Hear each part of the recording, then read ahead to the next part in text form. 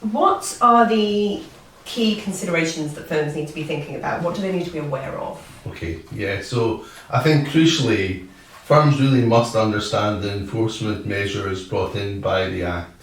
Okay. It gave Companies House wide-ranging powers, the ability to query information, amend that information or reject information from the register, but probably moreover financial penalties, Okay. civil penalties, but also criminal prosecution. Wow. And Okay. of course, that's really serious.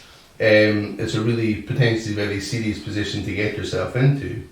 It could be punishable by a fine or, in the most serious cases, a prison sentence. Right. Wow. So, I mean, to that end, I think up until now, when you're speaking to firms understandably are asking themselves, well, with so many potential pitfalls and risks, including criminal prosecution, and not so many upsides, we could send our client directly to Companies House to do this. Why on earth would we take the risk and become an ACSP? Of course.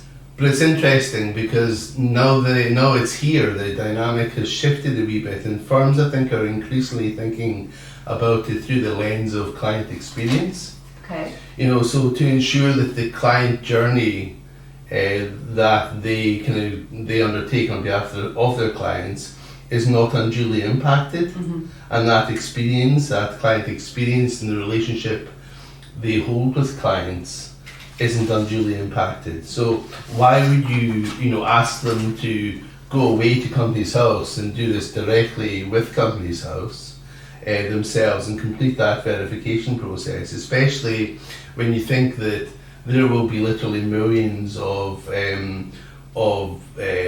people going to Companies House to try and verify their information all at the one time. Yeah. Perhaps, and there might be implications of that.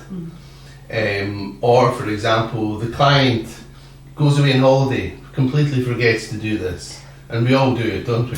So these things will ultimately impact the client journey, because obviously in due course, firms will not be able to file information on the register without having completed that verification. Right. So it's almost a question of firms suddenly starting to think, well, actually, we could do this on behalf of our clients, and we could do it really quickly, we could do it smoothly, efficiently, and try and minimise the impact on the client journey. Yeah. Bearing in mind also that in due course, probably by the current timelines anyway, by spring 2026, to file information on behalf of a client, which again is a big part of a professional services firm's business, or many of them, this will become a mandatory process, and you don't want to be holding that up for your clients, obviously.